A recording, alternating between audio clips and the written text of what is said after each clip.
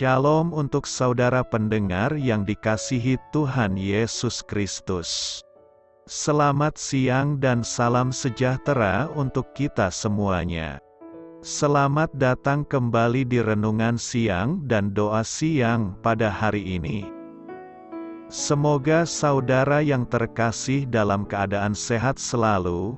Kiranya damai dan sukacita Roh Kudus melimpah di dalam hati dan pikiran saudara saat ini. Sebelum kita mulai renungan pada siang hari ini, marilah kita bersama-sama berdoa. Bapa di kerajaan sorga, terima kasih atas penyertaan yang Engkau berikan kepada saya atas siang hari yang indah ini. Terima kasih telah memberi saya kesempatan untuk selalu dapat bersyukur atas segala pekerjaan yang aku kerjakan. Maka dari itu, saya mohon sertailah selalu diri ini sepanjang hari ini. Terima kasih atas berkat Tuhan hingga saat ini aku masih bisa merasakan kebaikan Tuhan dan buatlah agar bibirku selalu mengucap syukur kepadamu. Tuhan Yesus Kristus, terima kasih pada saat ini saya masih bisa bekerja. Tuhan, saat ini saya akan memulai pekerjaan saya. Berkatilah pekerjaan ini dan sertailah sepanjang saya selama bekerja pada hari ini, agar menjadi berkat bagiku, bagi keluargaku dan juga tempat saya bekerja. Berkati seluruhnya di siang hari ini agar berjalan dengan baik dan menjadi berkat untuk kami jalani bersama dengan anak Tuhan yang lainnya. Dalam nama Tuhan Yesus, aku berdoa. Amin.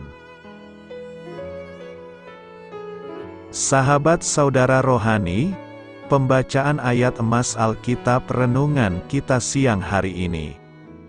Nats bacaan kita siang hari ini adalah, tinggikanlah Tuhan, Allah kita, dan sujudlah menyembah kepada tumpuan kakinya, kuduslah Ia. Tertulis di dalam kitab Mazmur 99 ayat 5, judul renungan kita hari ini adalah, layak disembah. Bacaan kita pada siang ini terambil dari kitab Mazmur 99 ayat 1 sampai dengan ayat 9. Tuhan itu Raja, maka bangsa-bangsa gemetar. Ia duduk di atas kerup-kerup, maka bumi goyang. Tuhan itu maha besar di Sion, dan Ia tinggi mengatasi segala bangsa. Biarlah mereka menyanyikan syukur bagi nama-Mu yang besar dan dahsyat. Kuduslah Ia, Raja yang kuat, yang mencintai hukum. Engkaulah yang menegakkan kebenaran, hukum dan keadilan di antara keturunan Yakub. Engkaulah yang melakukannya. Tinggikanlah Tuhan, Allah kita, dan sujudlah menyembah kepada tumpuan kakinya.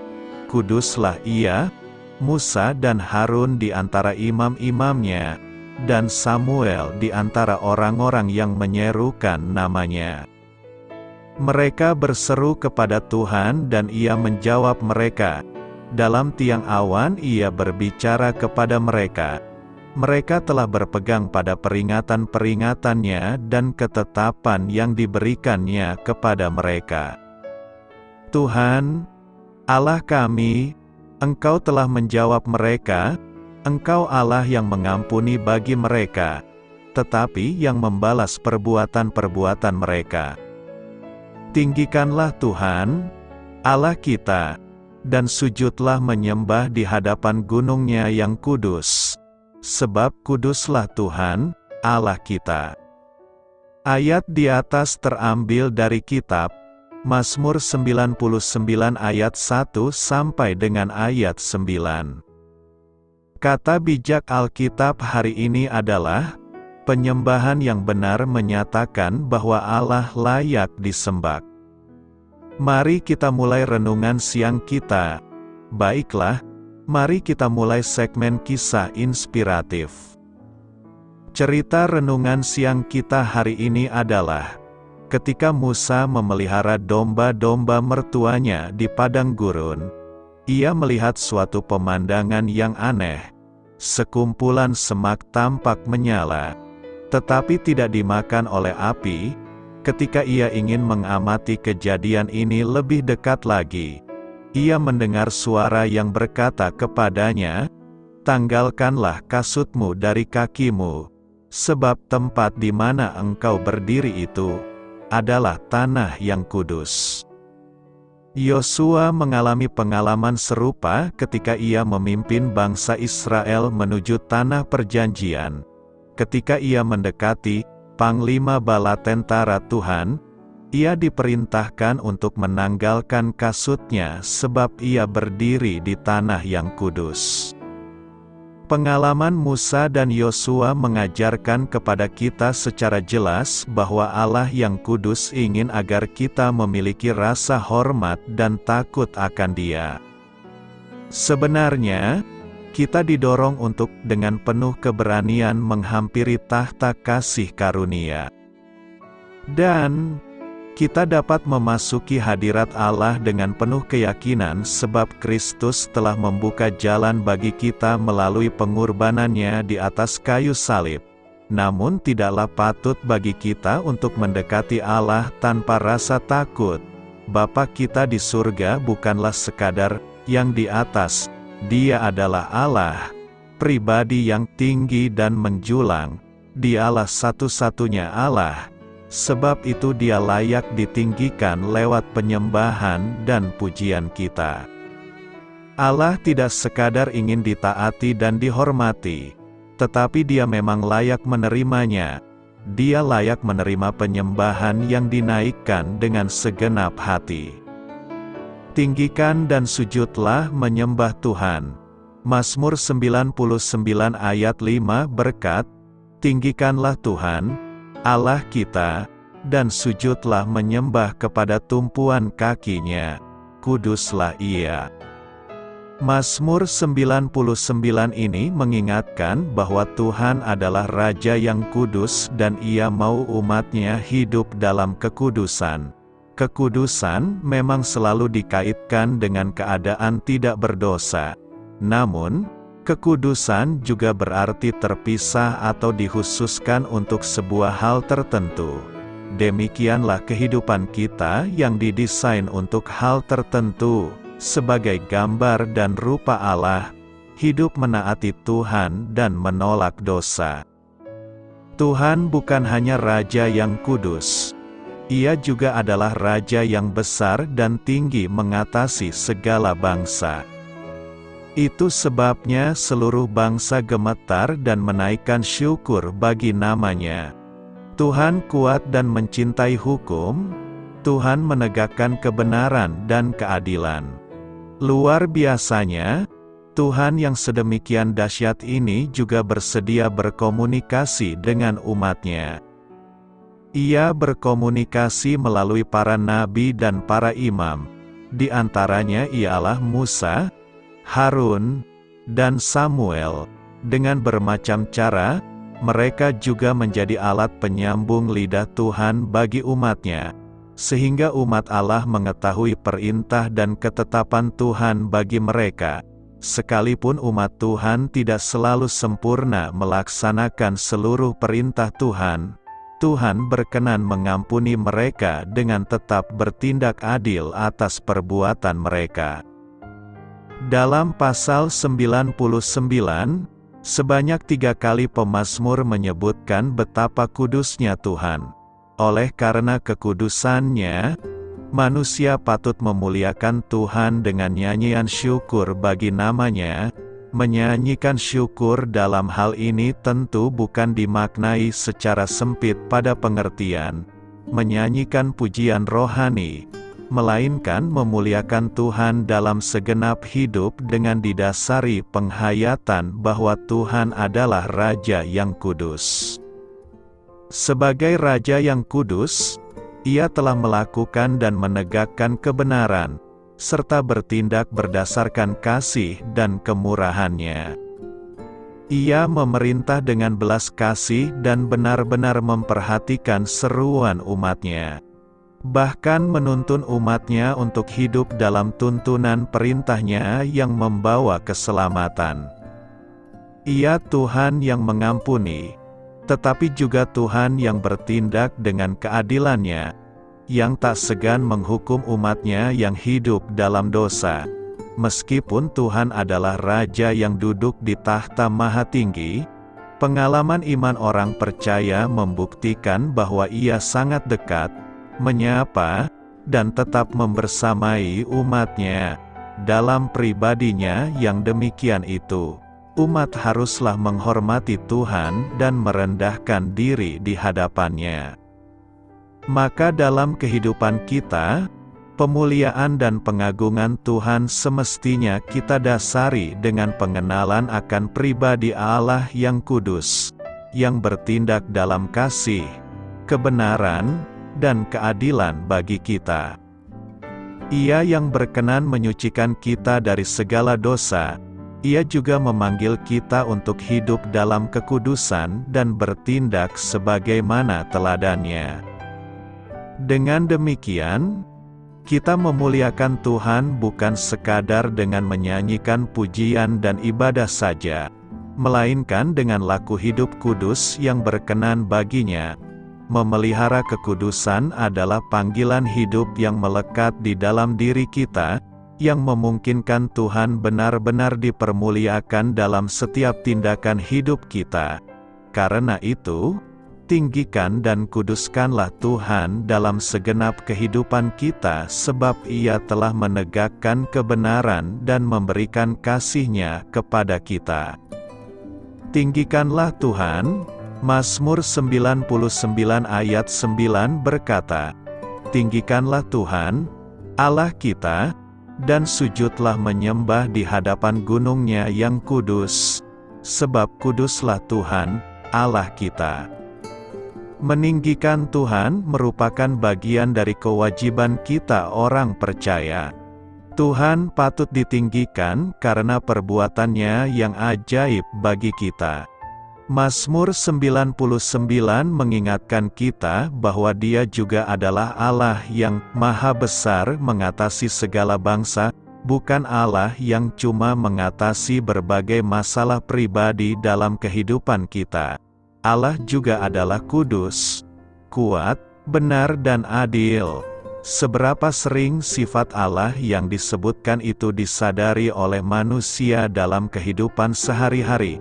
Seberapa sering kita berjuang untuk menyatakan kekudusan, kekuatan, kebenaran, dan keadilan Allah melalui hidup kita? Ketika kita hidup di hadapan Allah yang adalah Raja, tentu respons, sujud menyembah, adalah hal yang sangat alami. Namun saat kita bersikap terhadap Allah semata-mata sebagai sosok yang bisa kita mintai pertolongan kapanpun atau sebagai petugas telepon 24 jam seperti 911 di Amerika, maka respons yang muncul saat beribadah pun akan berbeda, yaitu sikap kasual, datang ke gereja tanpa persiapan hati, menjalani hidup tanpa integritas. Memang benar Allah itu pengampun, tetapi Allah tidak membiarkan perbuatan salah kita berlalu begitu saja. Dia mencintai hukum, Dia menegakkan kebenaran, Dialah Sang Raja. Kesadaran bahwa Tuhan adalah Raja yang berdaulat dan pemilik hidup kita seharusnya membawa ketaatan tanpa syarat bagi kita, apalagi di dalam Kristus, Sang Raja yang sudah menang itu. Kita dipelihara dengan kepastian dan jaminan penuh dari Allah sendiri. Dengan menyadari itu, maka kita akan meninggikan Tuhan dengan sujud menyembah-Nya di dalam setiap kehidupan kita. Menyembah-Nya di dalam setiap ibadah-ibadah harian kita menunjukkan bahwa kita sangat meninggikan Tuhan. Ibadah menjadi sarana kita meninggikan dan memuliakan-Nya. Tentu selain ibadah, Kita juga harus meninggikan Tuhan melalui pola sikap dan laku kita di hadapan manusia dan terlebih di hadapannya. Tingkah laku kita menjadi seperti Tuhan dengan mengasihi dan berbuat baik bagi semua orang. Karena itu, tinggikanlah Tuhan di setiap kehidupan kita. Mengapa kita harus menyembah Tuhan? Mari kita ulas. Ada banyak sekali alasan untuk menyembah Tuhan. Namun inti permasalahannya terletak pada kebenaran ini. Menyembah Tuhan adalah tujuan tertinggi penciptaan manusia. Anda dan saya diciptakan untuk menyembah Tuhan. Fungsi utama gereja adalah memuliakan dan menyembah Allah melalui Yesus Kristus. Pengkhotbah 3 ayat 11 memberitahu kita bahwa Tuhan menanamkan kekekalan dalam hati manusia. Ayat ini menjelaskan mengapa kita tidak puas dengan ikhtiar dan pencapaian duniawi. Manusia dilahirkan dengan kerinduan batin yang mendalam untuk memahami tujuan kekal kita dan mengenal pencipta kita yang tak terbatas. Kita mendambakan sesuatu yang lebih besar dari diri kita sendiri. Bisa dibilang, kita mempunyai keinginan untuk beribadah yang tertanam dalam diri kita. Tuhan menempatkan kekekalan dalam hati kita agar kita lapar dan haus akan Dia. Namun sebelum kita mengenal Tuhan melalui hubungan dengan Yesus Kristus, kita memenuhi rasa lapar yang menggerogoti itu dengan menyembah benda-benda dan hal-hal yang tidak layak. Berhala kita bisa berupa uang, orang, karir, hobi, nafsu, harta benda, dan apapun yang menggantikan Tuhan di hati kita. Alkitab mengajarkan bahwa Allah menghendaki penyembahan kita. Dialah satu-satunya yang layak menerimanya. Penyembahan kita kepadanya mengungkapkan bahwa Tuhan semesta alam telah menarik perhatian kita dan memenangkan kesetiaan kita. Kita menyembah Tuhan karena kita menyadari bahwa tidak ada makhluk, benda, pengejaran, atau kesenangan lain yang layak untuk menempati tempat Dia bertahta di atas tahta kehidupan kita. Menyembah berarti mengakui, menghormati, dan mengungkapkan kelayakan Allah yang layak diberikan sebagai pencipta kita dan penebus kita. Ibadah adalah bagian dari persekutuan kita sehari-hari dengan Tuhan. Bagi orang beriman, beribadah adalah cara hidup kami. Rasul Paulus mendefinisikan ibadah sebagai suatu gaya hidup yang menyeluruh, yang didedikasikan untuk memuliakan Allah. Sebab itu, aku menasihati kamu, saudara-saudara, karena kemurahan Allah, hendaklah kamu mempersembahkan tubuhmu sebagai korban yang hidup, kudus dan berkenan kepada Allah. Hal ini itulah ibadahmu yang benar dan patut. Ketika kita menyembah Bapa Surgawi kita melalui Yesus Kristus, kita mengalami persekutuan dan persekutuan dengannya. Penyembahan adalah bagaimana kita bertemu dengan Tuhan dan memuji Dia atas kebaikan, kasih, kemurahan, rahmat, kebijaksanaan, keindahan, kebenaran, kekudusan, belas kasihan, keperkasaan, dan setiap aspek karakternya. Bersoraklah dengan sukacita kepada Tuhan, hai semua bumi. Sembahlah Tuhan dengan sukacita, datanglah ke hadapan-Nya, bernyanyi dengan gembira. Akui bahwa Tuhan adalah Tuhan, Dia menciptakan kita, dan kita adalah milik-Nya. Kita adalah umat-Nya, domba-domba di padang rumput-Nya. Masuki gerbang-Nya dengan ucapan syukur, pergi ke istana-Nya dengan pujian. Bersyukurlah padanya dan pujilah nama-Nya. Sebab Tuhan itu baik, kasih-Nya yang tiada habisnya tetap ada untuk selama-lamanya, dan kesetiaan-Nya terus turun-temurun. Melalui ibadah, kita merayakan kehadiran dan kuasa Tuhan. Kita bertumbuh lebih dekat kepada-Nya ketika Dia berbicara ke dalam hati dan membuat rumah-Nya dalam hidup kita. Kehendak-Nya menjadi keinginan kita, dan kita diubahkan.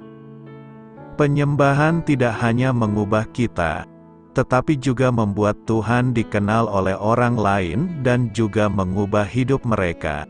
Dia telah memberiku sebuah lagu baru untuk dinyanyikan, sebuah himne pujian kepada Tuhan kita. Banyak orang akan melihat apa yang telah dilakukannya dan takjub. Mereka akan menaruh kepercayaannya kepada Tuhan. Ibadah kita memberi kesaksian tentang apa yang telah dilakukan Allah dalam diri kita dan apa yang dapat Ia lakukan bagi orang lain. Ya, Allah layak kita sembah, namun kita juga mendapat manfaat darinya. Apa yang lebih baik daripada menemukan dan memenuhi tujuan akhir kita untuk menyembah Tuhan dan hidup dalam hadirat-Nya selama-lamanya? Setelah itu aku melihat, dan di hadapanku ada banyak sekali orang, yang tidak dapat dihitung oleh siapapun, dari segala bangsa, suku, umat dan bahasa, berdiri di hadapan tahta dan di hadapan Anak Domba. Mereka mengenakan jubah putih dan memegang daun palem di tangan mereka, dan mereka berseru dengan suara nyaring, "Keselamatan adalah milik Allah kita, yang duduk di atas tahta, dan milik Anak Domba." Semua malaikat berdiri mengelilingi tahta dan mengelilingi tua-tua dan keempat makhluk hidup. Mereka tersungkur di hadapan tahta dan menyembah Allah sambil berkata, "Amin. Pujian dan kemuliaan dan hikmat dan syukur dan hormat dan kuasa dan kekuatan bagi Tuhan kita selama-lamanya. Amin." Yesus Sang Raja yang Maha Mulia, jadilah bagiku gunung batu tempat perlindungan. Dan dalam minggu ini kita akan membahas tema, Yesus Sang Raja yang Maha Mulia. Kedatangan Yesus sebagai Raja yang Maha Mulia itu bukanlah berita hoaks atau berita isapan jempol saja, tetapi berita tentang Yesus sebagai Sang Raja yang Maha Mulia itu merupakan berita yang benar dan disaksikan banyak orang. Penulis surat 2 Petrus mengandung penjelasan mengenai iman Kristen yang benar. Sang penulis, Rasul Petrus, perlu menyajikannya mengingat pada zaman itu banyak bermunculan ajaran-ajaran sesat. Malah, ada upaya untuk membangun opini masyarakat bahwa apa yang diberitakan para rasul hanyalah dongeng isapan jempol semata, khususnya mengenai ajaran tentang Yesus Kristus yang berkuasa dan penantian akan kedatangannya kembali. Tak perlu didengarkan. Semua itu adalah tahkiul belaka. Petrus melawan ajaran sesat tersebut dengan menekankan bahwa dirinya adalah saksi mata dari kebenaran tersebut. Itu bukanlah kabar angin, melainkan berita yang dibawa dan disampaikan oleh orang-orang yang telah mengalami perjumpaan dengan Yesus. Dirinya adalah salah satu dari antara mereka itu. Petrus juga menekankan bahwa apa yang disampaikannya tidak berasal dari manusia. Sebagai rasul, ia menyampaikan nubuat yang berasal dari Allah. Allah telah berkenan menggunakan dirinya sebagai alat untuk menyampaikan rencana dan kehendak-Nya. Menurut pendapat umum, saksi adalah orang yang melihat sendiri atau mengetahui suatu peristiwa atau kejadian. Saksi mata artinya orang yang melihat sendiri suatu kejadian. Isapan jempol berarti kabar yang tidak benar atau kabar bohong. Isapan jempol adalah kabar yang tidak dapat dipercaya. Pertanyaan kita sekarang adalah apakah bukti bahwa kedatangan Yesus itu benar-benar sebagai Sang Raja yang Maha Mulia? Ada beberapa bukti dan kesaksian dari Petrus bahwa Yesus itu benar-benar Raja yang Maha Mulia, yakni: pertama, Petrus, Yakobus dan Yohanes adalah saksi kebenaran dan kebesaran Yesus. Simon Petrus, hamba dan rasul Yesus Kristus, mengingatkan kita bahwa dia dan hamba-hamba Tuhan lainnya bukanlah tipe orang yang percaya pada dongeng-dongeng isapan jempol. Simon Petrus dan hamba Tuhan lainnya bukan contoh atau model orang yang suka percaya dan mengikuti kabar bohong atau kabar dusta. Mereka juga bukan orang yang senang berbohong atau berdusta. Simon Petrus, Yakobus dan Yohanes tidak berdusta ketika memberitakan kepada mereka mengenai kuasa dan kedatangan Tuhan kita, Yesus Kristus sebagai Mesias dan Raja dari segala raja.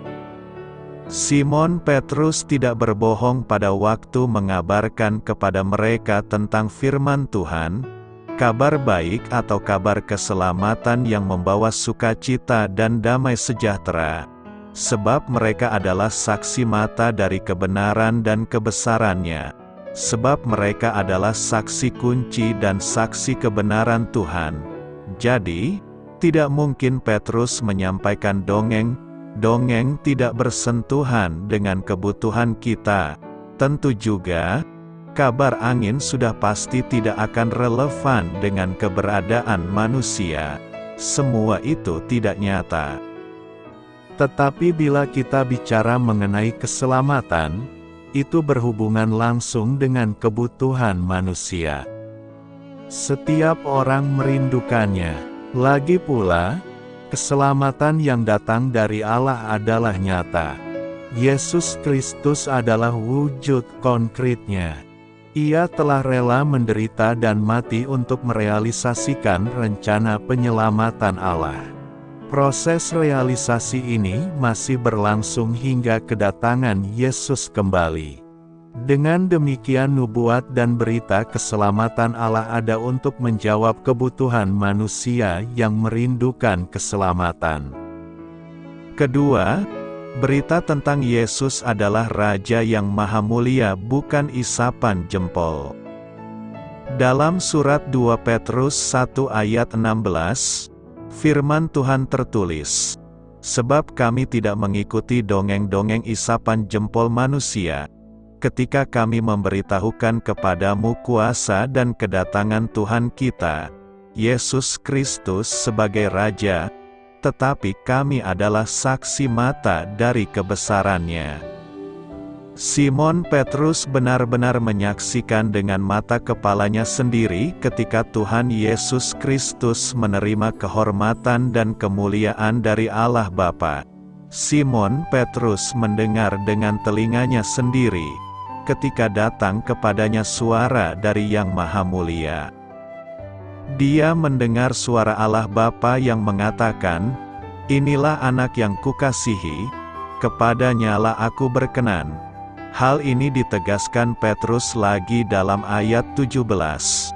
Kami menyaksikan bagaimana ia menerima kehormatan dan kemuliaan dari Allah Bapa ketika datang kepadanya suara dari Yang Maha Mulia, yang mengatakan, "Inilah anak yang kukasihi, kepadanyalah aku berkenan." Petrus, hamba dan rasul Yesus Kristus, sungguh mendengar suara Yang Maha Mulia dari sorga, ketika ia dan Yohanes diajak bersama-sama dengan dia naik di atas gunung yang kudus. Beginilah bunyi firman Tuhan sebagaimana dicatat dalam surat 2 Petrus 1 ayat 18 berkata, "Suara itu kami dengar datang dari surga, ketika kami bersama-sama dengan Dia di atas gunung yang kudus." Sungguh, Petrus, Yakobus, dan Yohanes mendengar suara Yang Maha Mulia yang datang dari surga, mereka mendengar dan mengerti maksud suara yang maha mulia. Sungguh, bukan isapan jempol. Hal demikian karena Allah membuka telinga dan pengertian dari mereka bertiga untuk menerima apa yang perlu untuk mereka ketahui. Ketiga, Petrus melihat Yesus sebagai pelita yang bercahaya. Rasul Petrus mengaku bahwa dirinya semakin diteguhkan oleh segala firman yang telah disampaikan oleh para nabi. Karenanya, ia mengingatkan kita betapa indahnya jika kita memperhatikannya sama seperti memperhatikan pelita yang bercahaya di tempat yang gelap. Karenanya, perhatikan dan nikmatilah pelita yang bercahaya itu sampai fajar menyingsing dan bintang timur terbit bersinar di dalam hati kita, sampai kita percaya 100% bahwa Dia adalah anak tunggal Allah yang sudah menggagalkan kabar isapan jempol, sampai Dia yang hidup dan menjadi sumber kehidupan diam di dalam kita. Keempat, nubuat para nabi adalah dorongan Roh Kudus. Nubuat-nubuat dalam kitab suci tidak boleh ditafsirkan menurut kehendak sendiri. Kita tidak boleh menafsirkan semua nubuat para nabi dalam kitab suci. Hal demikian karena nubuat dalam kitab suci bukan dibuat oleh para nabi dan bukan oleh kehendak manusia, melainkan karena dorongan Roh Kudus.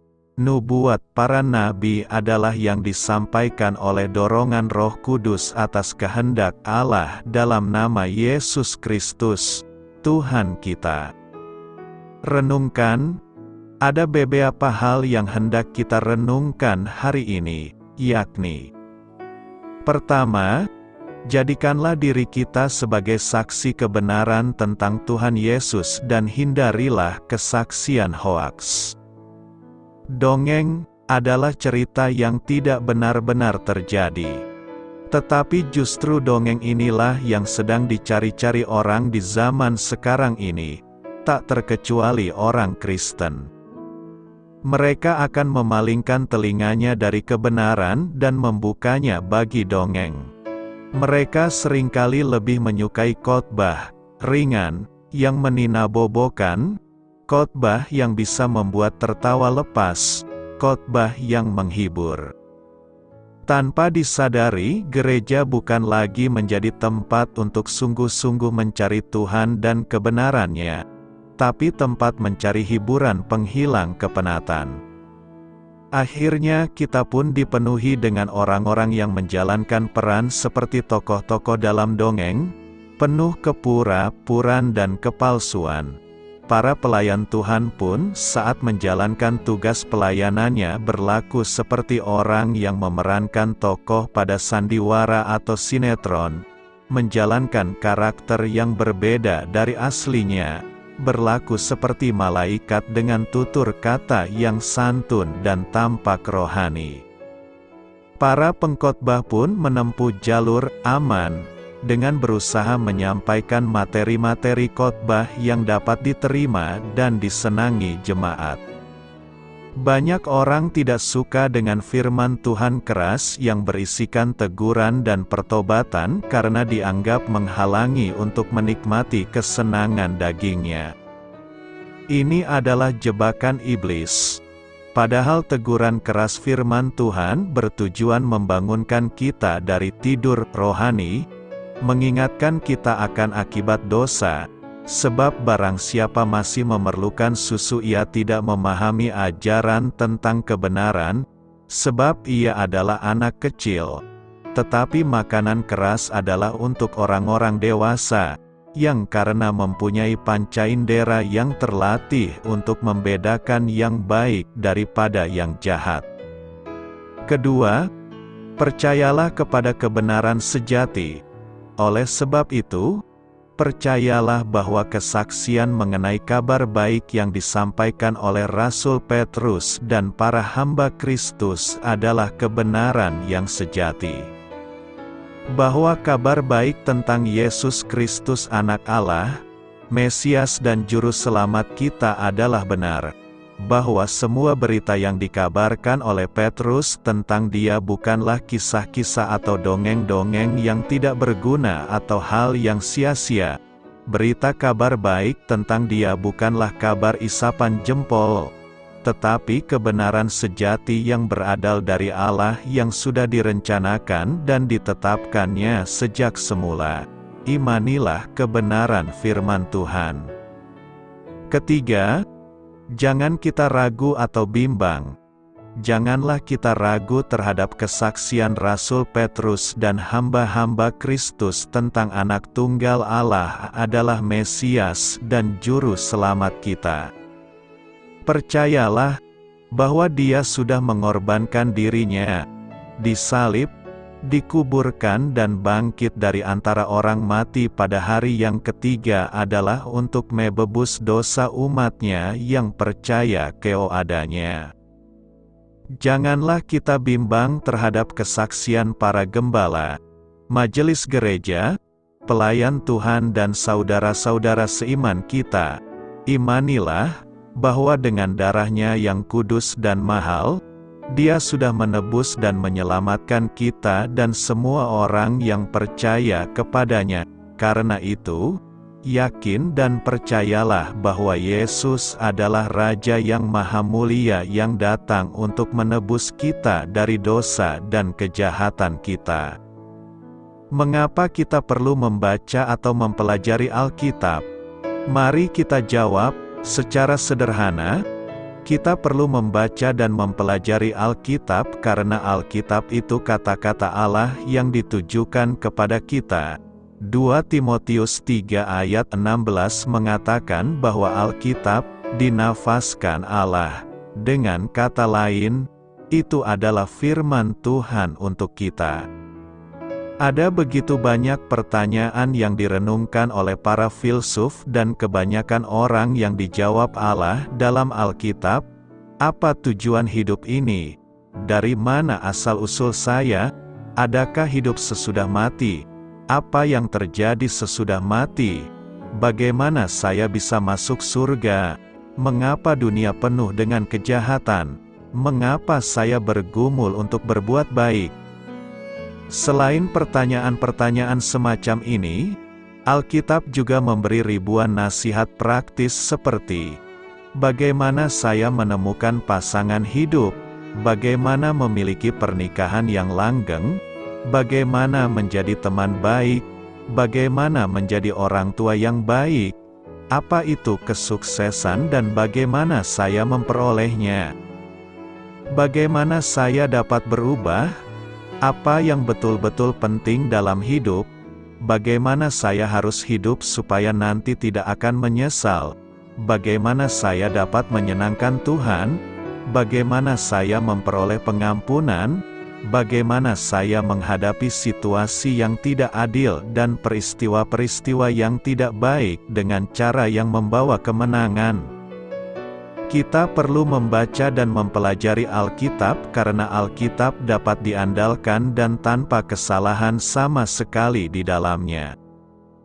Dibandingkan dengan kitab-kitab suci lainnya, Alkitab itu kitab yang unik karena Alkitab bukan hanya sekedar memberi pengajaran moral dan mengatakan, "Percaya saya." Sebaliknya, Alkitab memberi kita kesempatan untuk mengujinya dengan memeriksa fakta-fakta ilmiah yang disebutkannya. Orang-orang yang mengatakan Alkitab mengandung kesalahan menutup telinga mereka terhadap kebenaran. Suatu kali Yesus bertanya, "Mana yang lebih mudah untuk dikatakan, 'Dosamu sudah diampuni,' atau 'Bangunlah, angkatlah tilammu dan berjalan'?" Kemudian, Dia membuktikan bahwa Dia memiliki kemampuan untuk mengampuni dosa, sesuatu yang kita tidak dapat saksikan dengan mata kita, dengan menyembuhkan orang lumpuh itu, sesuatu yang orang-orang sekitarnya dapat saksikan dengan mata kepala mereka. Demikian pula, kita diberi jaminan bahwa firman Tuhan benar adanya ketika membicarakan hal-hal rohani yang kita tidak dapat uji dengan indera kita, dengan membuktikan kebenarannya dalam bidang-bidang yang dapat kita buktikan, ketepatan historis, ilmiah, dan dalam hal nubuat. Kita perlu membaca dan mempelajari Alkitab karena Allah tidak berubah dan natur manusia tidak berubah, maka Alkitab tetap relevan bagi kita pada masa kini sebagaimana ketika saat baru ditulis. Pada saat teknologi di sekeliling kita berubah, keinginan dan natur manusia tetap tidak berubah. Saat Anda membaca halaman-halaman Alkitab, Anda akan mendapatkan bahwa tidak ada sesuatu yang baru di bawah matahari. Saat umat manusia berusaha mendapatkan kasih dan kepuasan di tempat-tempat yang salah, Allah, Pencipta kita yang baik dan penuh anugerah, memberitahu kita apa yang akan memberi kita sukacita yang berkelanjutan. Firman-Nya, Alkitab, itu begitu penting sehingga Yesus berkata, manusia hidup bukan dari roti saja, tetapi dari setiap firman yang keluar dari mulut Allah. Dengan kata lain, jika Anda ingin menghidupi hidup secara maksimal sesuai dengan rencana Allah, dengar dan perhatikanlah firman Tuhan yang tertulis. Hal itu bahkan lebih penting dari makan. Kita perlu membaca dan mempelajari Alkitab karena begitu banyak pengajaran yang salah saat ini. Alkitab memberi kita tongkat pengukur yang dapat dipakai untuk membedakan yang benar dari yang salah. Alkitab memberitahu kita seperti apa Allah itu. Memiliki pengenalan yang salah terhadap Allah itu akan menjadi penyembahan, berhala, atau Allah palsu. Kita jadinya bukan menyembah Allah. Alkitab memberitahu kita bagaimana kita dapat masuk ke surga, dan itu bukan dengan berbuat baik atau dibaptis atau dengan perbuatan apapun yang kita lakukan. Sejalan dengan hal ini, firman Tuhan memperlihatkan kita betapa besarnya Allah mengasihi kita, dan dengan mengetahui hal ini kita ditarik untuk membalas kasih-Nya. Alkitab akan memperlengkapi saudara dalam melayani Tuhan. Alkitab menolong saudara mengetahui bagaimana diselamatkan dari dosa dan konsekuensi utamanya. Merenungkan firman Tuhan dan menaati pengajarannya akan membawa kesuksesan dalam hidup. Firman Tuhan akan menolong saudara untuk melihat dosa dalam hidup dan menolong saudara untuk menyingkirkannya. Alkitab memberi tuntunan dalam hidup, membuat saudara lebih berhikmat dari para guru saudara. Alkitab akan menolong saudara untuk tidak menghamburkan tahun-tahun kehidupan saudara untuk hal-hal yang tidak akan bertahan dan tidak ada gunanya.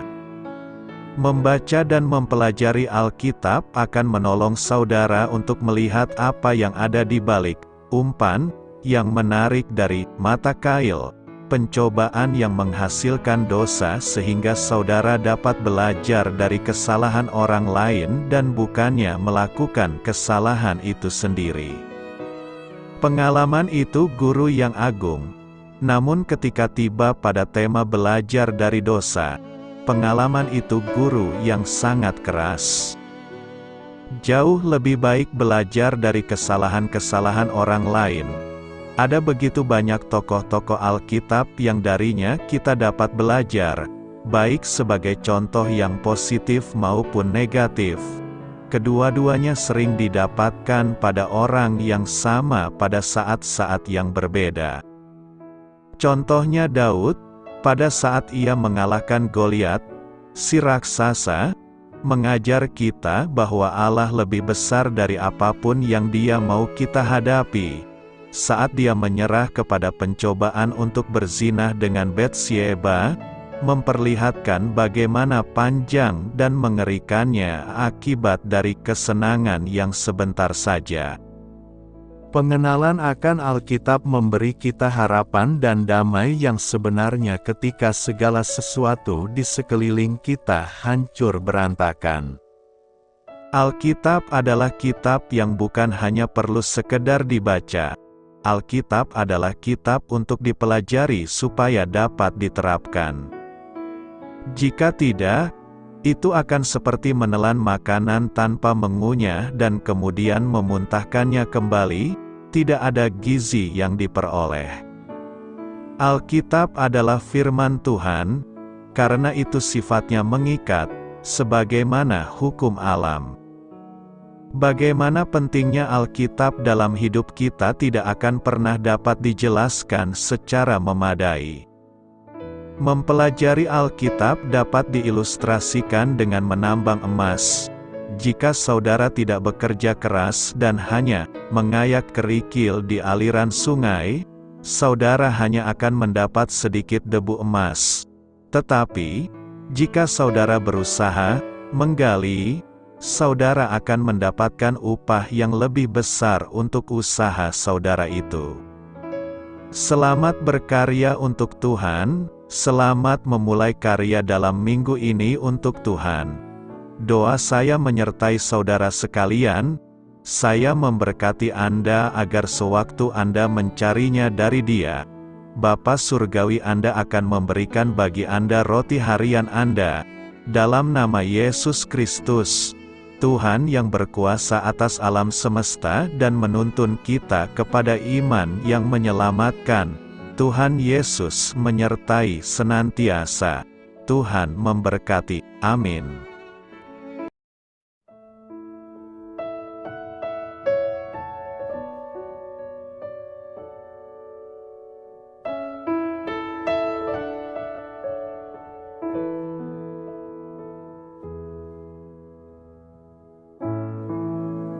Demikianlah renungan firman Tuhan pada siang hari ini. Semoga menjadi kekuatan di dalam hidup kita dan menjadikan kita pribadi yang lebih sukses. Sebelum kita memulai aktivitas hari ini, marilah kita berdoa. Bapa kami yang ada di sorga, terima kasih atas kasih dan kebaikan Tuhan yang begitu besar buat kami. Tuntunlah perbuatanku agar di sepanjang hari ini saya bisa bekerja sebaik-baiknya, tidak pernah jemu menolong sesama, selalu ramah dan tahu terima kasih, menghayati iman dan mengamalkannya dengan sekuat tenagaku. Semua ini saya sampaikan kepadamu, dengan pengantaraan Kristus, Tuhan kami. Allah, Bapa kami bersyukur kepadamu, bahwa dengan bekerja kami boleh ambil bagian di dalam karya-Mu mensejahterakan dan membahagiakan umat manusia. Kami mohon bimbingan-Mu dalam melaksanakan pekerjaan kami hari ini. Bimbinglah kami agar sanggup bekerja dengan semangat kasih, dengan riang, rajin dan jujur. Terima kasih, Tuhan. Amin. Dalam nama Tuhan Yesus Kristus Tuhan dan Juru Selamat kami, Bapa kami yang baik, kami mengucap syukur dan berdoa. Amin. Biarlah firman Tuhan menjadi pengingat untuk kita semua, bahwa tuntunan dari Roh Kudus akan selalu memberi jalan keluar bagi setiap permasalahan hidup kita, dan memberi kedamaian di hati kita. Amin. Sampai jumpa di renungan siang saudara rohani berikutnya. Shalom.